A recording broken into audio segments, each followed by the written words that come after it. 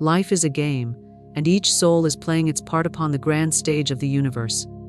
There is but one truth that few dare to speak, and fewer still wish to hear. No one is your friend.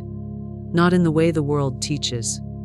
The world teaches dependency, flattery, and false loyalty, while the law of the universe whispers of self-reliance, divine wisdom, and alignment with infinite spirit. When we seek validation from others, when we believe another holds the key to our joy, our purpose, or our salvation, we surrender our power. We place our faith in shifting sands. For people change. Their moods sway with the winds of circumstance. Their love is often tainted by need, their kindness bound by condition. The friendship you think you have may disappear when storms come, and then what remains? Only you, and the law. There is a divine intelligence that works through you. It is your truest friend, your eternal companion. People may walk beside you for a time, but they cannot walk as you. They cannot think your thoughts, or speak your words, or dream your dreams. When you mistake companionship for your compass, you wander from your true path. When you wait for support, you delay your destiny. The wise soul learns to stand alone, not in bitterness, but in clarity, not in pride, but in power. For when you no longer need a friend to feel whole, the world transforms. You begin to attract those who mirror your light, not your lack. You draw to yourself allies, not anchors, supporters, not saviors. You see, the law is precise. The outside mirrors the inside, and until you are enough for yourself, no one will ever be enough for you. Declare it. I am whole. I am guided. I am free. Let this be your foundation. Speak your word and stand firm. You do not need to chase friendship. You do not need to fear solitude. What seems like loneliness is often the sacred space where your soul learns to hear its own voice. Stronger than fear, louder than the noise of others' opinions. That voice is the voice of the infinite. That voice is your true friend. Let go of the illusion. Stop waiting to be chosen, invited, or accepted. You are chosen already, by life itself. Stand in your authority. Trust the divine order, and you will find that what you once sought in others, you have always carried within. Rely on the divine, not on people. This principle stands as a foundational truth for those walking the path of spiritual mastery. In a world where relationships are often idolized and dependence on others is normalized, the soul that chooses to align with divine intelligence finds true stability. The external world is ever shifting. People come and go. Emotions rise and fall. Promises are made and broken. But the divine, the unseen yet ever-present source of all life, remains constant, immutable, and infinitely wise. When you rely on people, you lean on a crutch made of clay. It may hold you for a moment, but under the pressure of life's weight, it will crack. Friends, lovers, family, colleagues, they are all playing their roles in their own dramas. Their words are filtered through their experiences, their wounds, and their beliefs. Their support may be genuine, but it is limited. No human can give you what the divine has already placed within you. Every time you seek your guidance, worth, or peace from another, you are turning away from the source of your power. The law of the universe is clear: you attract what you radiate. When you operate from wholeness, you draw in those who match your frequency. But if you seek to fill a void within by attaching to others, you will only experience cycles of disappointment. The void cannot be filled externally.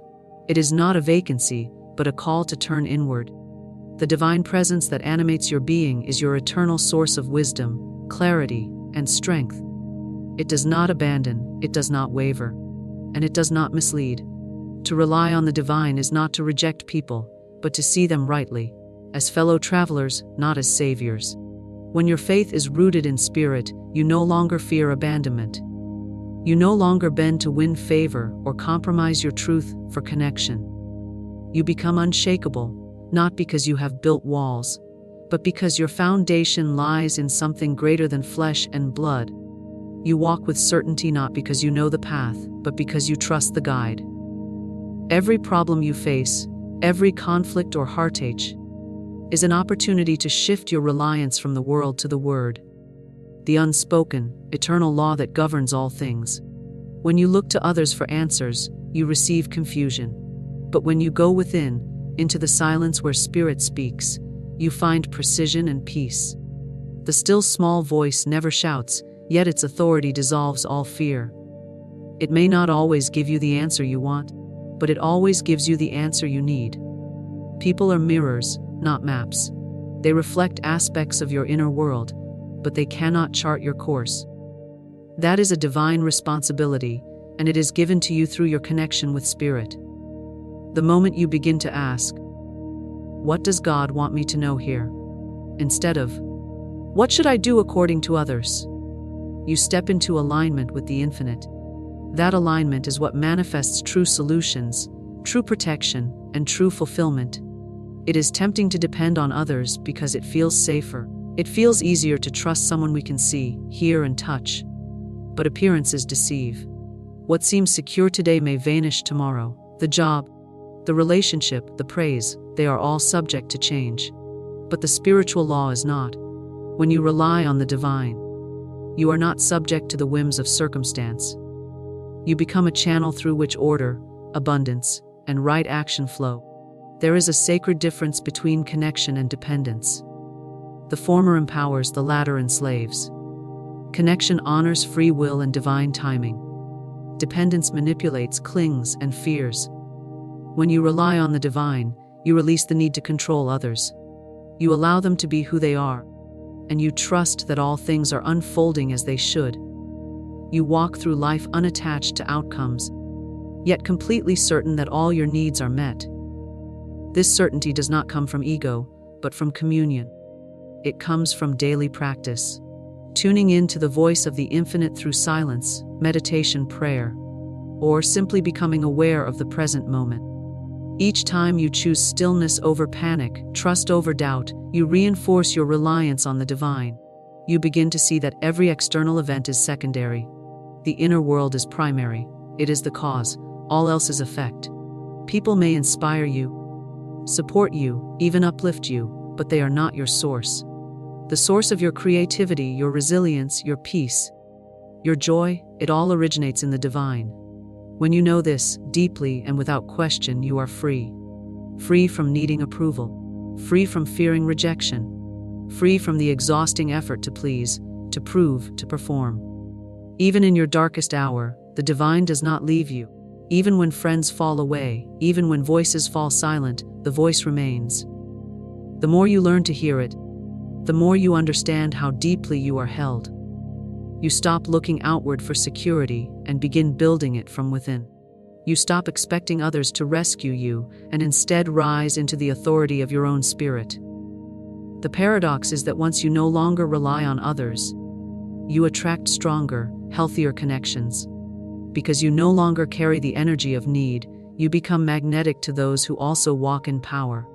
Your relationships transform, not because others change, but because you have. You move from codependency to co-creation, from chasing love to embodying it, from seeking answers to becoming the answer. You are not alone, but you are meant to stand in your own light. The divine is not far off in some distant realm. It is within you, speaking through your intuition, guiding through your desires, correcting through your conscience. Every moment offers the chance to choose rely on people or rely on presence. The former will shake you, the latter will sustain you. And in that choice, again and again, your life is shaped. True power comes from self-sufficiency. This is not the self-sufficiency born of ego or rebellion, but the deep, unwavering knowing that all you require is already within you. The world teaches you to reach outward, toward people, institutions, praise, and approval. But spiritual law teaches that everything begins within. You were not created to be dependent. You were created in the image of infinite intelligence, complete, whole, and divinely equipped. The moment you realize this, you begin to walk not as one who needs, but as one who knows. Power does not come from control. It does not come from dominance, status, or having others obey your will. True power arises in silence. It moves through clarity, groundedness, and conviction. When you are self-sufficient, you are not swayed by opinions. You are not wounded by rejection. You are not shaken by temporary losses. because you understand that nothing real can be taken from you. What is truly yours by divine right will never pass you by. And so, the self-sufficient soul walks calmly, trusting the rhythm of the universe even when the path is hidden. To be self-sufficient is not to be alone, but to be full of inner resources, full of spiritual guidance, full of quiet knowing. The world may call this solitude, but spirit calls it alignment. Others may see you as independent, perhaps even aloof. But what you are is connected to the source that never runs dry. You do not beg the world for crumbs of attention or scrap for moments of validation. You sit at the banquet of your own spirit, feasting on wisdom, purpose, and peace. There is a strength that rises only in the absence of external support. When no one shows up to cheer you on, when no voice affirms your choices, when every hand that once held yours lets go, this is the moment you discover what you are truly made of. Not the personality, not the image, not the role you perform, but the essence beneath it all. That essence is divine. That essence cannot be broken, diminished, or controlled. It simply waits for you to remember it. Society teaches you to defer your power to experts, to relationships, to systems. But no one knows your path better than the intelligence that formed you. No one can live your life, carry your burdens, or manifest your dreams. Only you can do that. And once you stop waiting for permission, once you stop apologizing for your own voice, you begin to embody the authority that was always yours. Not the kind that demands, but the kind that simply is. Silent, present, immovable. Self-sufficiency does not mean isolation. It means integrity. It means that you no longer betray yourself to keep others comfortable. It means you do not silence your truth to avoid conflict or hide your light to be accepted. You are not here to fit in. You are here to fulfill a purpose that only you can express. And that purpose does not require approval. It only requires awareness. Every time you override your intuition to please someone else, you weaken your alignment. Every time you deny your own needs in fear of rejection, you delay your progress. True power is not about having influence over others. It is about being so rooted in your own center that nothing can pull you off course. This is the power of self-sufficiency, not coldness, but clarity. Not arrogance, but alignment. You do not wait to be rescued, because you are not lost. You do not seek to be chosen, because you have already chosen yourself. The most dangerous illusion is that you are incomplete, that you need someone else to finish your story. But you are not a half waiting for a whole. You are already whole, and those who come into your life are not there to complete you. They are there to witness your fullness, and if aligned, to walk alongside it. But whether they stay or go, your journey continues. Whether they understand or not, your truth remains. Because your power does not depend on them. It depends only on your willingness to stand in it. To live in self-sufficiency is to take radical responsibility. You no longer blame circumstances, or people, or fate. You recognize that while you cannot control every event, you can control your response. You can choose how to think, how to act, how to speak. You can choose to align with truth instead of fear. You can choose to be your own source of encouragement, rather than waiting for someone else to uplift you. This is not always easy, but it is always available. There is a peace that comes with knowing you are enough. Not in the sense of perfection, but in the sense of sufficiency. You may still grow, still heal, still evolve, but even in your process you are enough. Even in your learning, you are worthy. You are not a project to be fixed. You are a force to be remembered. The power you seek outside is already encoded within your spirit, and your task is not to earn it, but to release it. Others may not understand this. They may be uncomfortable with your clarity, your strength, your unwillingness to bend. But that is not your concern. Your concern is your own alignment, your own peace, your own path. When you are self-sufficient, you no longer trade your truth for temporary company.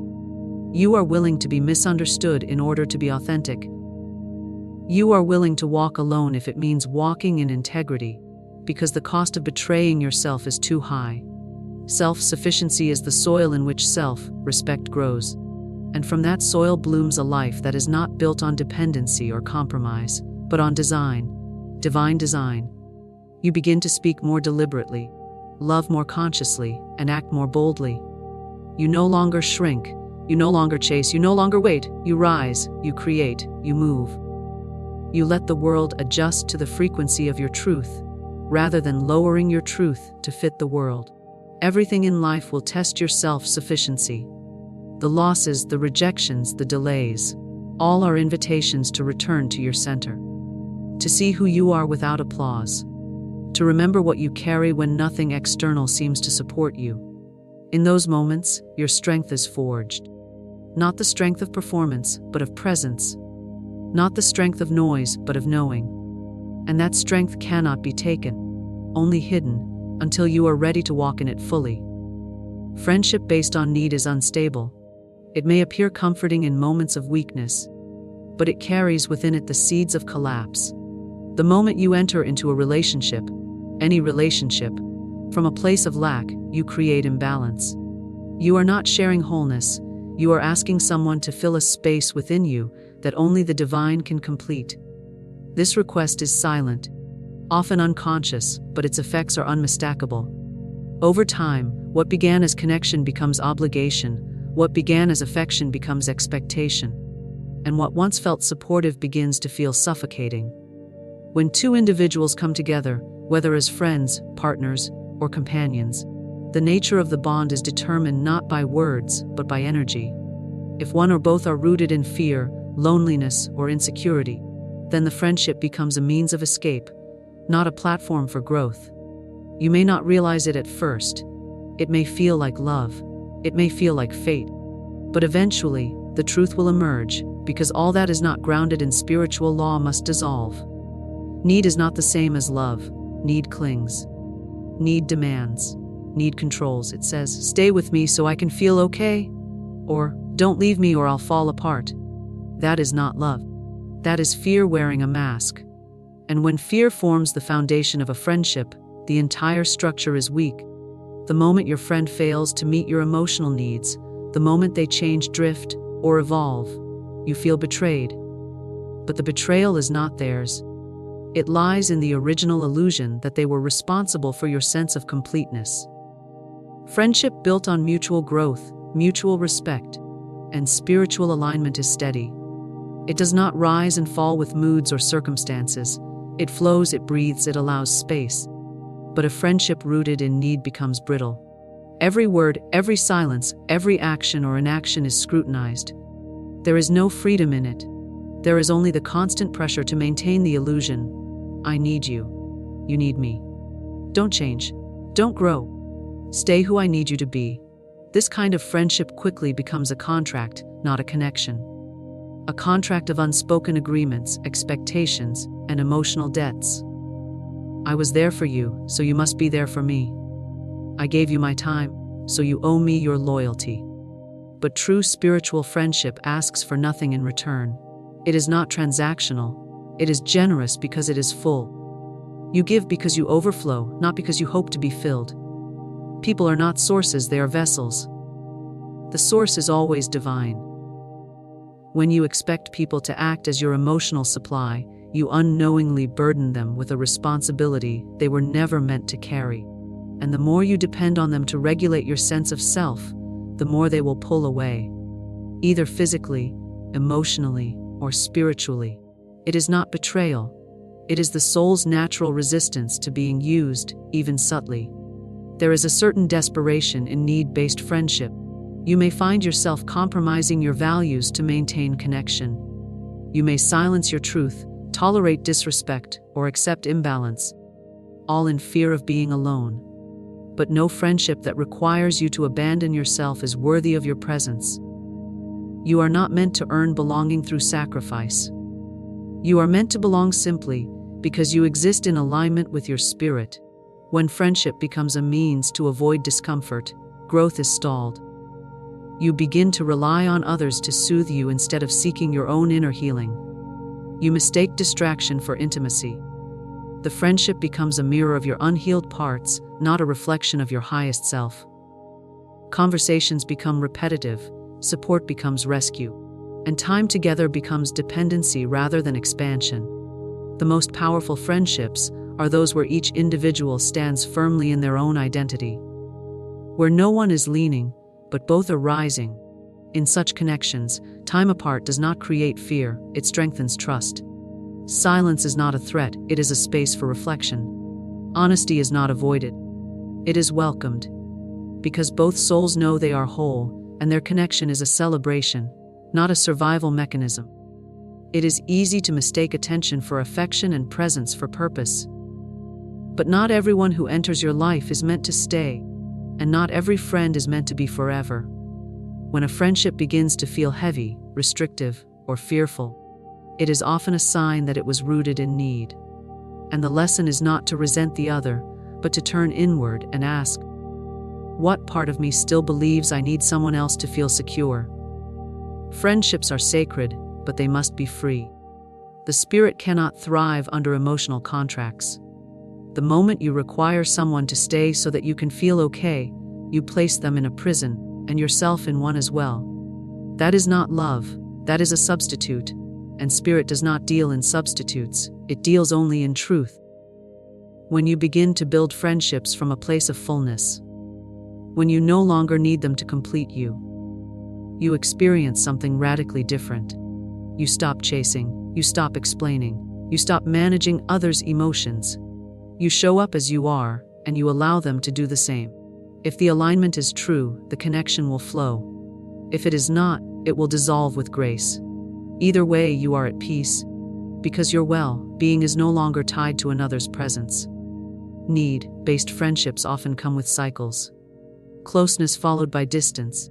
Affection followed by guilt, connection followed by confusion. And each time you find yourself asking, what did I do wrong? But the answer is not in your actions.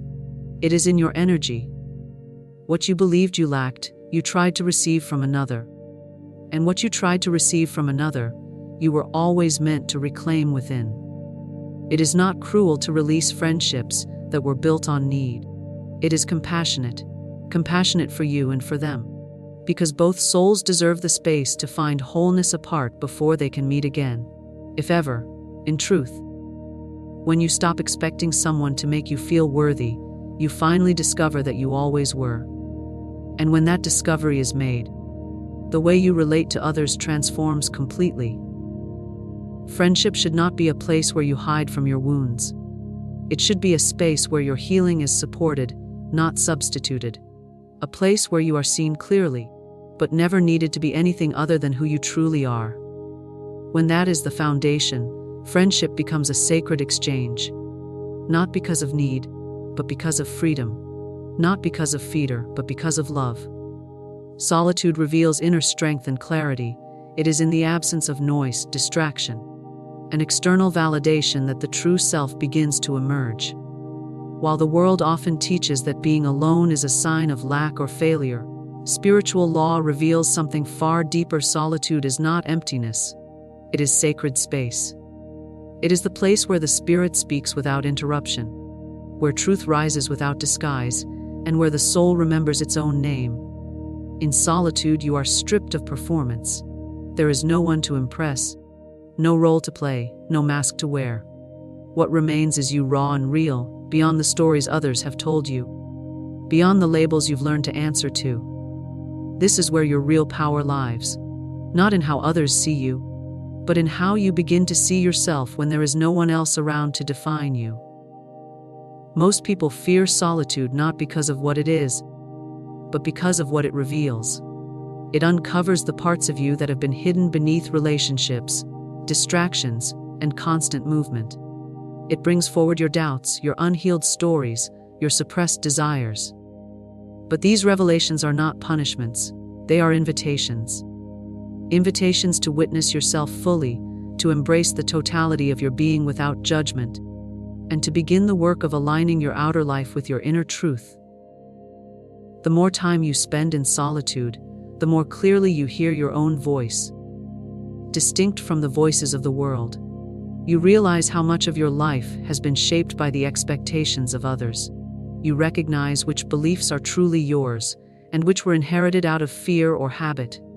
In this awareness, a quiet strength begins to grow. A strength not based on reaction or resistance, but on rootedness.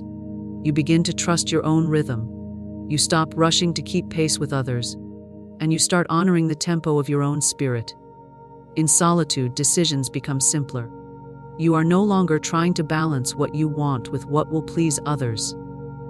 You are no longer torn between truth and acceptance. You begin to understand that clarity does not come from consensus. It comes from communion. Communion with yourself, with the divine, with the deeper intelligence that has always been guiding you, even when you were too distracted to notice. This clarity is not loud, but it is unshakable. It does not need to explain itself or seek validation. It simply is. And once you experience it, once you live from it, you will never again be satisfied with confusion disguised as comfort. Many seek connection as a way to avoid the discomfort of being alone. But the soul that embraces solitude discovers that connection is most powerful when it arises from wholeness, not from need. You begin to attract relationships that reflect your truth rather than your wounds. Because you have taken the time to know yourself, you no longer lose yourself in others. You no longer compromise your peace to keep someone close. You are willing to walk away from anything that does not align because you know how to stand alone. And in that knowing, you are never truly alone again. Solitude teaches you how to become your own sanctuary. You learn how to comfort yourself, how to inspire yourself, how to listen deeply and respond wisely. You become less reactive, less dependent on the moods and behaviors of others. You become steady, like a mountain, grounded, observant, undisturbed. This does not mean you close your heart. It means your heart is no longer at the mercy of external conditions. You can love deeply, give generously, and connect sincerely, without losing your center, because your center is no longer located in anyone else. There is a richness to solitude that cannot be replicated in noise. In the silence, you rediscover your creativity, your imagination, your intuition. The mind, no longer preoccupied with surface distractions, begins to open to deeper insights. Solutions arise without effort. Inspiration flows without force. You are reminded of the wisdom that lives within you, a wisdom that is always speaking, always guiding, but often drowned out by the chaos of constant company. In solitude, the volume of your inner world is turned up. You begin to recognize the patterns in your thoughts, the emotions beneath your reactions, and the habits that no longer serve you. You see your life with new eyes, not through the filter of someone else's opinion, but through the clear lens of your own awareness. And in this seeing, transformation becomes possible. The world glorifies business, but the soul longs for stillness. Solitude gives you permission to pause, to reflect, to ask the deeper questions. Who am I without my titles, my relationships, my achievements? What do I truly value? What am I here to create, to express, to become? These are not questions that can be answered in passing. They require time. They require space. They require the quiet of your own company. And when you give yourself that gift, what you receive in return is priceless sovereignty over your own spirit. Solitude is not the same as loneliness. Loneliness is the H of disconnection, but solitude is the embrace of presence. You may be alone, but you are not empty. You are full of awareness, full of life, full of possibility. You begin to enjoy your own presence. You begin to feel at home within yourself. And from this place of self-acceptance, everything in your outer world begins to shift. You stop settling. You stop chasing. You stop apologizing for your needs or hiding your desires. You walk into rooms without shrinking. You speak without fear. You choose with confidence, because you know who you are when no one is looking. The more you honor your solitude, the more magnetic you become. Not because you are trying to impress, but because authenticity always radiates. People feel your presence. They sense your peace. They trust your strength, even if they cannot explain it. You become a mirror for others, not to reflect what they want to see, but to reveal what they too could become if they chose to look within. Every great awakening begins in solitude. Every breakthrough, every shift in consciousness, every leap into the next version of yourself. It all begins when you are willing to step away from the noise and enter the stillness. Not to escape, but to return. Return to your essence. Return to the center of your being. Return to the truth that no matter how many people walk beside you, the journey is always an inner one. Solitude is not the absence of love, but the doorway to it. It is where you remember that your worth was never tied to your visibility, your relationships, or your performance. It was always inherent, always intact, always waiting to be known. The outer world reflects your inner state. This is not merely a comforting idea, but a spiritual law that governs the entire fabric of reality. What you see, what you experience, what you attract. These are not random events, but echoes of your inner world made visible. The people you meet, the situations you encounter, the patterns that repeat themselves in your life are mirrors. They reflect back to you your thoughts, your beliefs, your emotions, and your assumptions. If chaos surrounds you, it often points to a disordered mind. If peace radiates from your environment, it is because peace lives within you. This principle does not blame, but it does reveal. It invites you to stop reacting to the surface and begin correcting the root. Everything begins within. Your thoughts are seeds, and your reality is the harvest. Whatever is planted in the soil of your consciousness, whether through repetition, emotion, or belief, will eventually take form. You cannot continuously harbor fear and expect to live in freedom. You cannot cling to resentment and expect harmony in your relationships. What is within must be expressed without. The law does not forget, does not sleep, and does not fail. It simply fulfills. And it fulfills according to the vibration you carry, not the words you speak. You may speak of wanting peace, but if your thoughts are filled with conflict, the world around you will reflect war. You may claim to desire love, but if your heart holds bitterness, your experiences will be shaped by that bitterness. The outer reflects the inner without exception. This is not to induce guilt, but to awaken responsibility. You are not at the mercy of a cruel or random universe. You are the creator of your experience. Through thought, through emotion, through belief, you construct the lens through which you see the world, and that lens becomes your world. When you change the lens, the scenery shifts. Nothing in your outer life can transform sustainably until you transform inwardly. Changing jobs, changing partners, changing locations, these are surface solutions. If the same thoughts, fears, and patterns go with you, they will recreate the same situations in new forms. It is not the place that must change, it is your perception of it.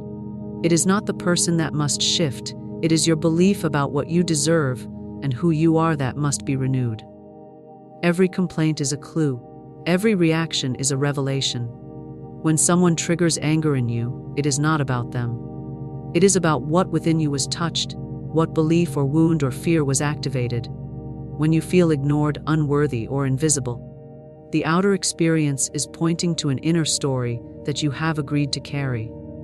These stories may not have started with you. They may have been inherited from family, culture, or past pain. But they now live within you, and the outer world, like a faithful servant, continues to confirm them. Not to punish you, but to give you the opportunity to awaken, to rewrite the script, and to reclaim your power. The moment you shift your inner dialogue, your outer life responds. When you begin to speak to yourself with kindness, the people around you either rise to meet that tone or fall away. When you begin to affirm your worth, doors open where before there were only walls. This is not magic, it is alignment. The world outside is not fixed, it is fluid, responsive, and constantly adapting to match the signal you are broadcasting. Your frequency is your power, and your frequency is determined by the quality of your inner world. If you walk through life expecting disappointment, you will find it. If you approach the day expecting beauty, you will notice it. Your attention is a magnet. What you focus on expands. What you believe becomes real.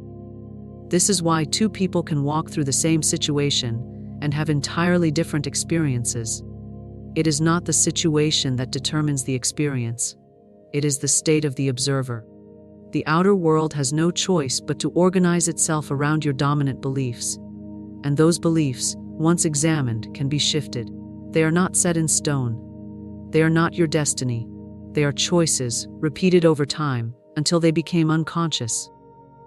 The work is to bring them back into consciousness and decide again. Even the people who challenge you are mirrors. They reflect parts of you that are unacknowledged, unhealed, or unloved. The critic shows you where you still doubt yourself. The controller reveals where you have given away your power. The one who abandons you points to where you have abandoned yourself. These reflections can be painful, but they are precise. And when you begin to see them for what they are, you stop blaming and start understanding. You stop defending and start transforming. Each difficult encounter becomes a teacher, each trigger an opening, each moment an invitation to grow. The environments you create also mirror your internal condition. Cluttered spaces often reflect cluttered minds. Neglect in the home may point to neglect of the self. Beauty and order, when present, are not luxuries but reflections of internal respect. When you begin to treat your space as sacred, you are affirming your own sacredness. When you create room, you signal readiness. When you maintain clarity around you, clarity within follows. Everything around you is a message, and that message is shaped by your inner conversation with yourself. There is great freedom in this law. It means you are never powerless. No matter what is happening around you, you can always return to your inner world and make a new decision. You can choose a new thought, a new belief, a new focus, and the world will follow. Not always instantly, not always obviously, but inevitably. The universe responds to consistency. It watches where you dwell, not just where you visit. If your thoughts of worthiness are fleeting, your results will be too. But if you build a foundation of self-respect, self-trust, and truth, the outer world will begin to restructure itself to match that stability. Your emotions are also messengers. They tell you what your current vibration is. When you feel joy, love, or peace, you are in alignment with your spirit. When you feel fear, anger, or despair, you are believing a thought that contradicts the truth of who you are. These emotions are not wrong. They are signals. They tell you it is time to pause, go within, and investigate the thought or story creating that emotion. When you correct the inner misalignment, the emotion shifts, and the outer experience begins to change as well. You do not need to manipulate the outside. You do not need to force, beg, chase, or fix. Your only task is to become so aligned within that the outer world has no choice but to reflect the peace, clarity, and purpose that lives in you. When you stand in your truth, the world mirrors truth. When you dwell in fear, the world reflects fear. When you trust the unseen begins to take form in ways that bless, uplift, and guide you. The outer world is your teacher, but your inner world is the curriculum. The lessons you learn within are the ones you pass in life, and the results you see around you are the tests already graded.